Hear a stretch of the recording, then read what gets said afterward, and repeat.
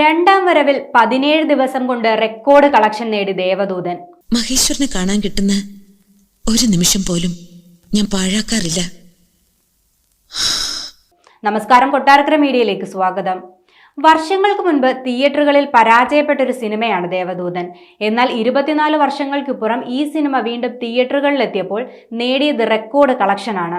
സംഗീതം കൊണ്ട് വിസ്മയം തീർത്ത ചിത്രത്തെ രണ്ടാം വരവിൽ പ്രേക്ഷകർ ഇരുകൈയും നീട്ടിയാണ് സ്വീകരിച്ചതെന്ന് നിസ്സംശയം പറയാം. മോഹൻലാൽ നായകനായി എത്തിയ ദേവദൂതൻ രണ്ടാം വരവിൽ തിയേറ്ററുകളിൽ നിന്നും മികച്ച വിജയം നേടുന്നുവെന്നാണ് പുതിയ ബോക്സ് ഓഫീസ് കണക്കുകൾ വ്യക്തമാക്കുന്നത്. സിനിമയുടെ 17 ദിവസത്തെ ബോക്സ് ഓഫീസ് കണക്കുകളാണ് ഇപ്പോൾ പുറത്തു വന്നിരിക്കുന്നത്. ജൂലൈ 26-ാം തീയതി റിലീസ് ചെയ്ത സിനിമ 17 ദിവസം കൊണ്ട് ആഗോളതലത്തിൽ 5.2 കോടി രൂപയാണ് നേടിയിരിക്കുന്നത്. കേരളത്തിൽ നിന്ന് മാത്രം ചിത്രം നേടിയത് 4 കോടിയിലധികം രൂപയാണ്. മലയാളത്തിൽ ഒരു റീ റിലീസ് സിനിമ നേടുന്ന റെക്കോർഡ് കളക്ഷനാണിത്. ശബ്ദമിശ്രണത്തിൽ തികവ് വരുത്തിയും സിനിമയിലെ ചില ഭാഗങ്ങൾ വെട്ടി 34 മിനിറ്റായി ചുരുക്കിയുമൊക്കെ മാറ്റങ്ങൾ വരുത്തി പുതിയ സിനിമ പോലെ തന്നെയാണ് ദേവദൂതൻ രണ്ടാം വരവിൽ പ്രേക്ഷകർക്ക് മുന്നിലെത്തിയത്. ഒരു ഹോളിവുഡ് സിനിമ കാണുന്ന പ്രതീതി നൽകിയെന്നാണ് ചിത്രത്തിന്റെ സംഗീതം നിർവഹിച്ച വിദ്യാസാഗർ സിനിമ കണ്ടതിനു ശേഷം അഭിപ്രായപ്പെട്ടത്.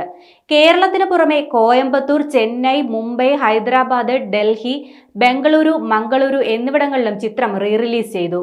മോഹൻലാൽ നായകനായ ചിത്രത്തിൽ ജയപ്രദ, വിനീത് കുമാർ, മുരളി, ജഗതി ശ്രീകുമാർ, ജഗദീഷ് തുടങ്ങിയവരാണ് മറ്റ് പ്രധാന കഥാപാത്രങ്ങളെ അവതരിപ്പിച്ചത്.